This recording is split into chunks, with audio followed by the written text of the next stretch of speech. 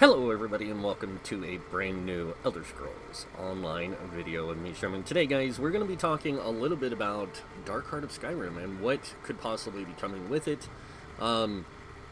Also about some of the things that people have kind of figured out with these notes that have been coming and showing up at different players, residences and stuff like that. And basically just going over my thoughts of what we might see with Dark Heart of Skyrim. So one of the things that's been floating around is these notes from Saisahan with maps and parchment that comes with them that show little maps. They have little icons on them that represent different locations in the world of Skyrim. And I'm going to actually back out to the map here and show you what I'm talking about. So a lot of people know that they really kind of screwed up the map here with Eastmarch, because Eastmarch is actually below where a certain city of Winterhold is, and they really kind of messed that up. But one of the things that we have seen and do know is that Solithium is possibly coming to ESO with the next chapter or possible story update or whatever, because we have been teased some pictures and things like that, and like I said, these notes represent the mountains south of Solithium, so it wouldn't be surprising if we don't get something that's related to that. A lot of people are speculating Bards, of course, are going to be the next class or possible skill line. And a lot of people think that that's not a feasible option because Bards aren't really a classified thing in the game. And the reality is that a lot of people don't understand that the Bards of Elder Scrolls, dating back even to Arena, were based on the first and second edition of Dungeons and Dragons. They literally were. And everything about them represents that. And I say first and second is because first edition represented Bards as more of the Skald type minstrels of old, which were adventurers who followed along with heroes and wrote stories about their journeys and their adventures.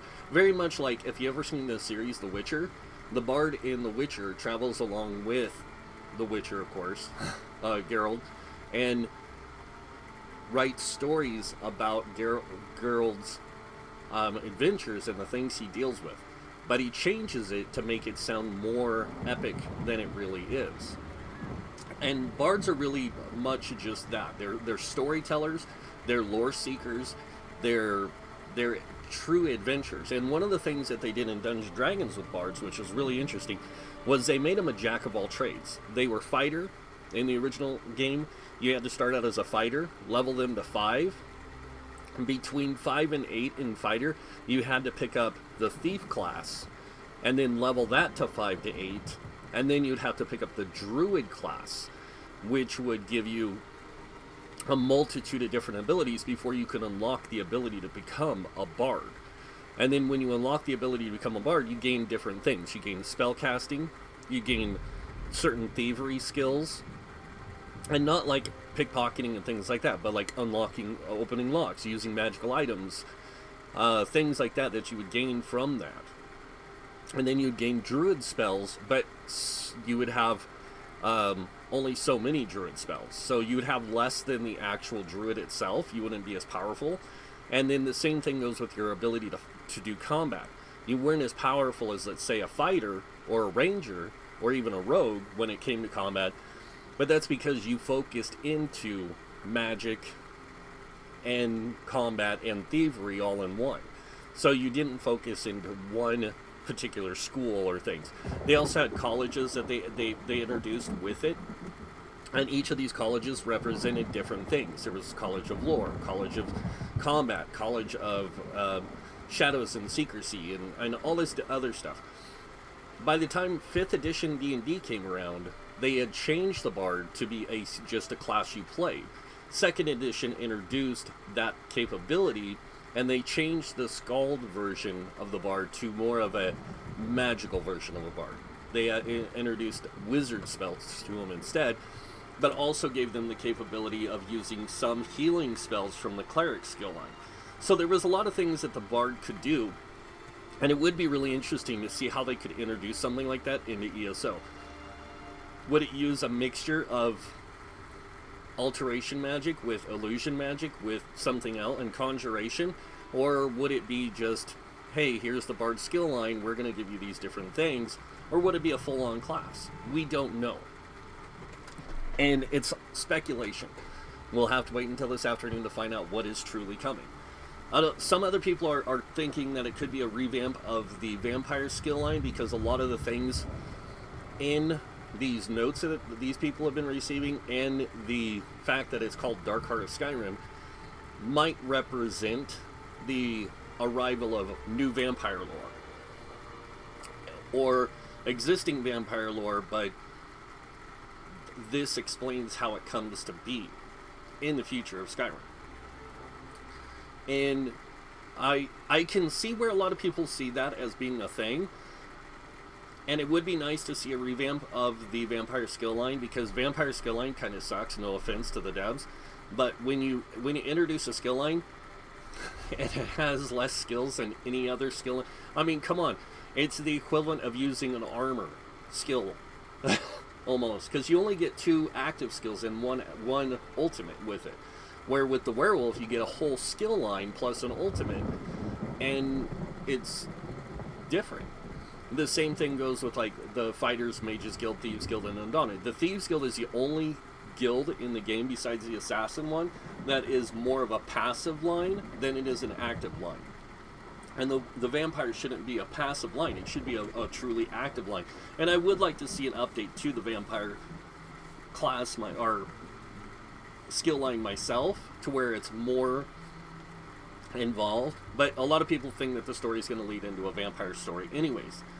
The other thing that a lot of people, and this is where the Bard really would play into it, is a lot of people think that the new expansion is going to deal with the Reachmen, and something they could be doing with the Labyrinthine, or the Falmer, or even one of the lost, or the Fallen Este, the lost elven city that's in that area. So a lot of people speculate that that's what it could be, and this would be a great reason to introduce the Bard skill line, or even a Bard class, because there's this fascinating lore about Fallen Este and the Falmer and the Dwemer and all this kind of stuff that are kind of intertwined with the Reachmen, because the Reachmen use magic that predates most magic of Tamriel.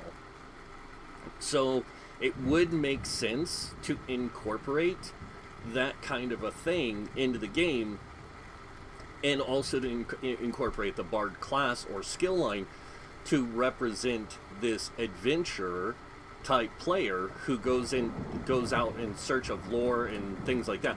And it might be something that also could possibly unlock something later down the road, or represent something coming later down the road, like everyone's hoping, a spellcrafting.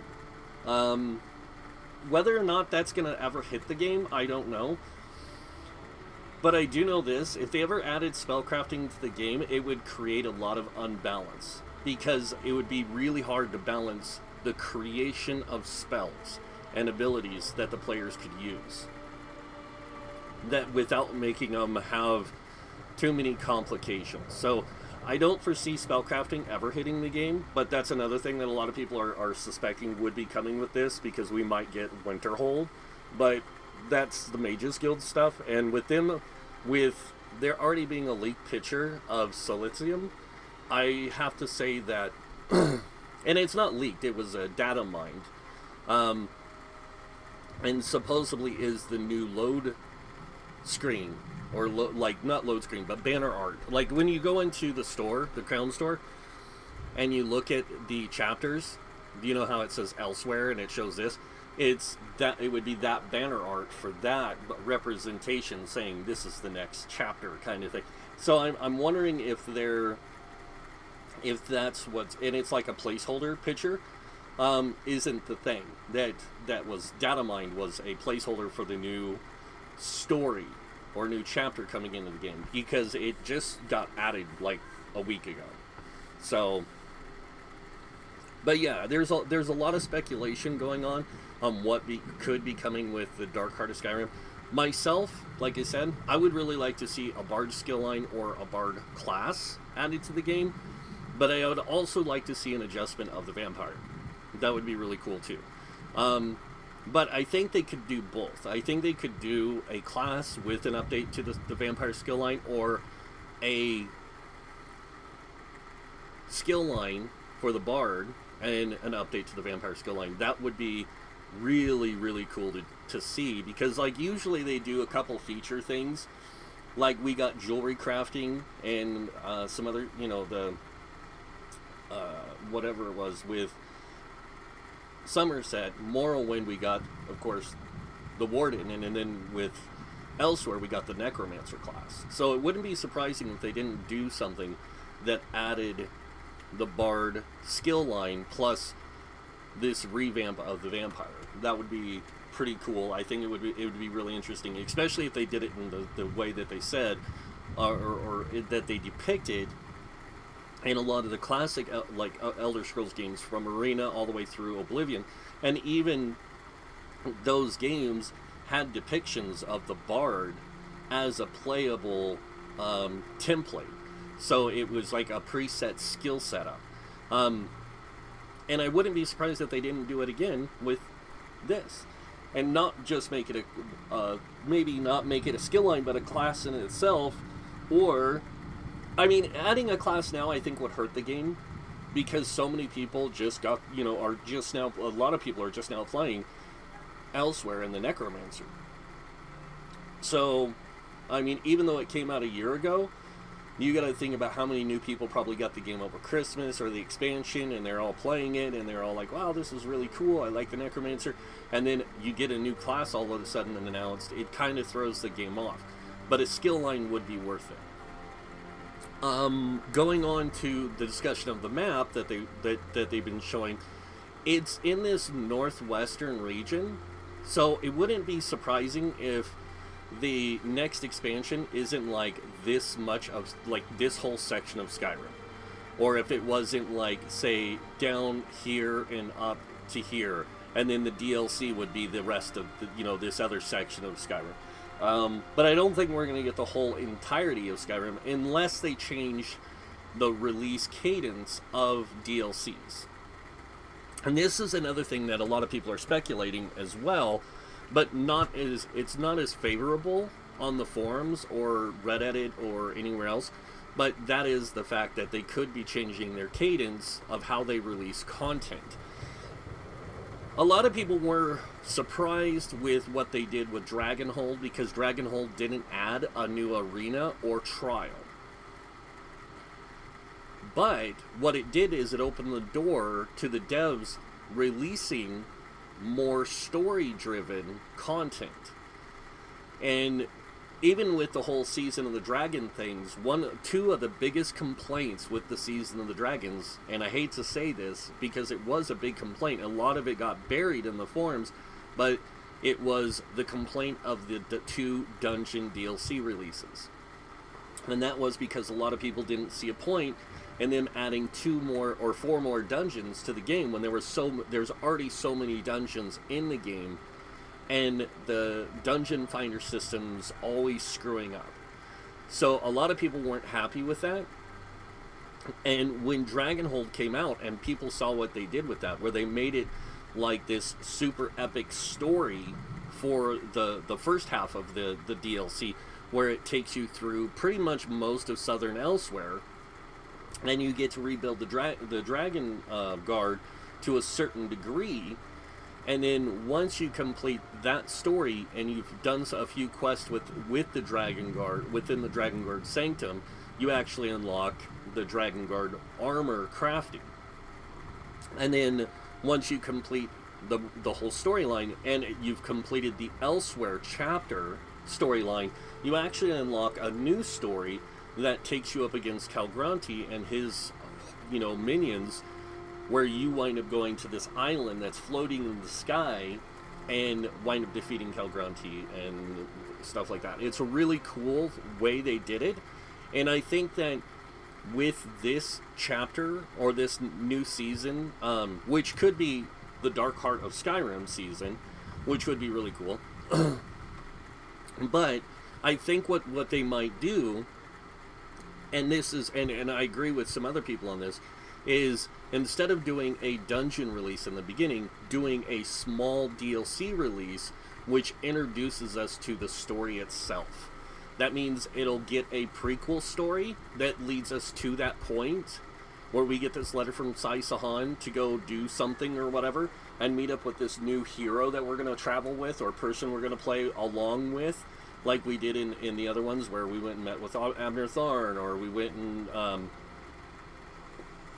did things to set the story advancement.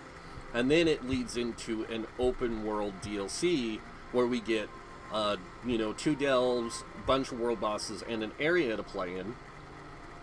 And with it, they could go, and we're going to add, with this one, a special thing, a dungeon.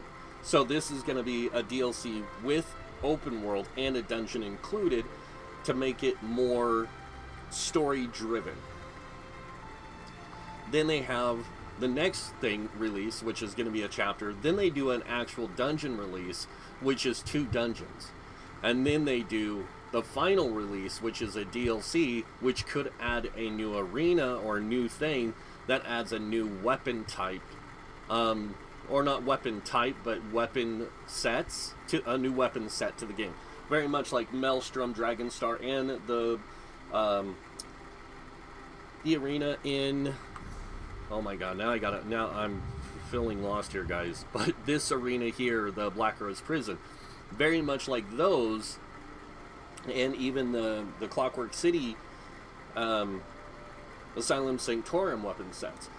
But a new weapon set that plays into this whole Dark Heart of Skyrim kind of thing, and it's not something you have to earn, but it's something that's going to help you play through the content and that story aspect. And it could be really interesting to see what they could do with that. Now, from all this different speculation, there's a lot of different things I personally, I'd like to see. Of course, this sounds amazing, this idea of having more content release than dungeon release, but more open world content that's more story driven and leads through this epic tale of stuff. And this would also be a great time for them to introduce the Bard skill line, because it would give us a reason to unlock it.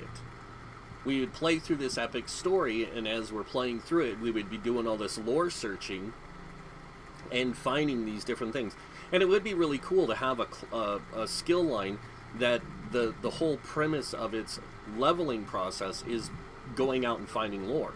Even though you could say that that's what the Mages Guild has you do, is going out and finding these lore books within the world, and that kind of leads you up to the maximizing. But these wouldn't be lore books. These would be like artifacts and ruins and different things like that would lead you to unlocking the Bard, again, skill line. But we'll have to see. And that's the great thing about this kind of stuff is it creates them doing this release of these notes to the public, where they send letters out with these parchment things that give little hints and details. And this is another reason why I think it's going to be Bard, is because they're lore masters. They study stuff like this to find these epic tales and to get them started in that journey to where they go find heroes to join up with, to go into this stuff. And do I see us reuniting with Lyris Titanborn? Yes. This is going to be a great time to reintroduce Lyris into the storyline, and it would make sense because that's her homeland. But it would be really cool is if we went back to her home itself like we did in her dream, but she's there, and it's been taken over by these Reachmen, and so we go in and we help her clear out the Reachmen, and it gives us a new base, not really like a base, but it helps us get started in this whole storyline with Lyris and what we're doing with them. But I could see a lot of different things coming out of this, and I'm just super stoked, to be honest, because like Elsewhere was a great chapter, great story, Dragonhold, great story. The two dungeons played into it, or the 4 dungeons played into it. Okay, Wrathstone was more into the story than the next DLC, and I can't even remember the name of that one, which is funny because you would think you would remember it, but I don't remember the name of the DLC before Dragonhold, and that's because I was like, oh wow, more dungeons, wow, whoop-de-doo. So there's Wrathstone.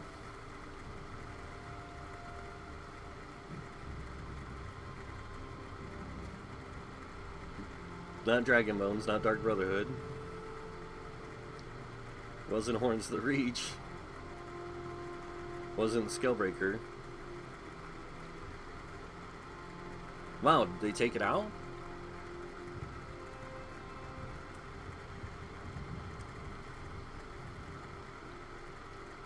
Was it Scalebreaker? It was Scalebreaker, yeah. Moongrave Fane and Lair of Marsalak. Like, this wasn't bad, the Scalebreaker DLC, but I think this is what really did kill the Season of the Dragon stuff, was they had this great epic story that leads up to the start, where you meet Abner Tharn, you go through this mini story thing that, you know, shows you releasing the dragons because of your idiocy with him and the Wrathstones. And then you had these 2 dungeons. Well, you had the 2 dungeons that led up to that. And the 2 dungeons told the story of how you got the Wrathstone, which was cool. I won't lie, that was really cool. But can they do it again in a way to make it good? And that's where I think they're gonna falter. And that's why I think that this time around they're gonna have to do something different, and why we might see this new DLC cadence release. Like, hey, we're going to release an Overland with the dungeon, we're going to do the chapter, then we're going to do, and the chapter's going to have a trial in it, then we're going to do a dungeon DLC which gives you reason to go to these 2 dungeons, and then we're going to do this final DLC that closes out the story of the Dark Heart of Skyrim, and it finishes off all that stuff. That would be really cool, and I think a lot more people would really enjoy that more than what we've experienced with other storylines. So, or other releases, I should say. But that's pretty much I guess you could say my speculation of what we're going to hear about today, even though I've done one speculation video so far. But this one's a little bit more in depth, I guess you could say, because, I mean, we're talking about Reachmen, possibility of the story involving the Reachmen, possibility of the story involving the, like, vampire lord, or, it would really cool even if they incorporated the companions werewolf storyline with this vampire lord storyline, or even the Reachmen storyline, like, combine the 2 story, like, things from lore, and make them work together, like make it work in a way that it fits the lore of of you know, Elder Scrolls. And then of course there's a lot more they could do, like I said, with the different skill lines, the you know, and they could do more than just skill lines. They could add a weapon skill line, but that would be, I think, if they did a weapon skill line, because we have so many melee ones. Like, we have 4 stamina and 2 magicka. If they added a magicka skill line, I think it would be really cool to see something like alteration magic or illusion magic added to a staff. Like, hey, here's a new staff skill, and this is going to give you new ways to play the game. You know, like, hey, here's the alteration line. It's more of a support line than it is anything else. Like, it's going to give you buffs and debuffs, but it's also going to have some damage in it and other things. But it's more about buffing, debuffing the enemies So this way, you don't need to have specific classes in your group using specific tools. You can just have somebody running an alteration staff on a healer, we'll say. So they're running alteration with the resto staff, and they get this really cool kind of debuff kind of thing. That would be really cool. Another thing is, like I said, a Bard skill line would be cool. Another one, of course, a lot of people, like I said, speculating the spell crafting, or even a new skill line that represents mages and stuff. That would be kind of cool too. Or even, like I said, an updated version of the vampire. That would be really awesome. I don't think we're going to get another craft because they've got all the crafting covered, with jewelry crafting being the last one, you know. So we got enchanting, blacksmithing, and clothing, of course, provisioning, woodworking, and then jewelry crafting. And I think that's pretty much it, all we're going to see from those. I don't think we're going to see another Alliance War skill line because assault and support is pretty much all you need for that. And, yeah. I mean, the only other thing I could see them doing is saying, hey, we're going to be updating, like, the gear to having two different versions, perfect and the normal and perfect versions. But that, again, I think is something they're holding off on doing, or might not even ever do. But there is a lot of stuff that they could introduce with this chapter that just fundamentally makes the game better and grow in a way that is going to be better for the community. But we'll have to see. So that's it for the video, guys. I hope you guys liked it. I hope you guys are just as excited as I am. And I don't know how many of you are going to be watching the stream. I have already set aside the time to watch it. I'm going to be sitting at my desk at 3 o'clock Mountain Time because Arizona's weird. We have no daylight savings here because we live in the friggin' desert. So they don't do daylight savings in Arizona. So it, like, when our times, your guys' time zones, you guys go to do the daylight savings, we just switch between Pacific and Mountain. So in the winter time we're on Mountain Time, in the summertime we're on Pacific Time. So right now it's going to be 3 o'clock my time for the live stream, and again I'll be sitting here watching it. All of you people on the Pacific Time Zone or Eastern Time Zone, I hope you guys enjoy this. It's going to be amazing, and I do wish I could have went to see it live, because I'm not far away from Vegas, to be honest. I mean, I can almost hawk a loogie on it from where I live. That's a joke. I live really close to Vegas, like within 100 miles. So, and it's not hard to get there. It's just costs money to go to the show, and don't really have it right now because Christmas just happened. They had to do it now. But yeah, it would be really cool to go. It would have been really cool to go see and be there for the live, like, announcement and stuff. But yeah, we'll just have to wait and see what this is all about, and hopefully, they just, it's a great announcement. On top of that, if you guys didn't know, if you watch any of the Twitch streams, the YouTube stream, or any of that, you will be awarded a special pet. If they get to like 80,000, we'll get a bat, which has a lot of people speculating, again, vampires. And then on top of that, if they get to 120, they're going to give away even a bigger special gift, they said. So it's like, let's get to 120,000 views across all these different platforms, you know, like viewers watching. That would be awesome. And I'm sure they will. I'm sure it'll break in like the first 10 seconds of the time to get before it gets started. It happened last time. So, but yeah. And again, that's it. So if you guys liked the video, like button. If you guys want to see more videos by me, you can subscribe. Also, you can click that notification bell to be notified when I'm going to post videos. Other than that, I want to thank you all for watching. Until next time, have a wonderful day, and this guy might see you in game. Bye.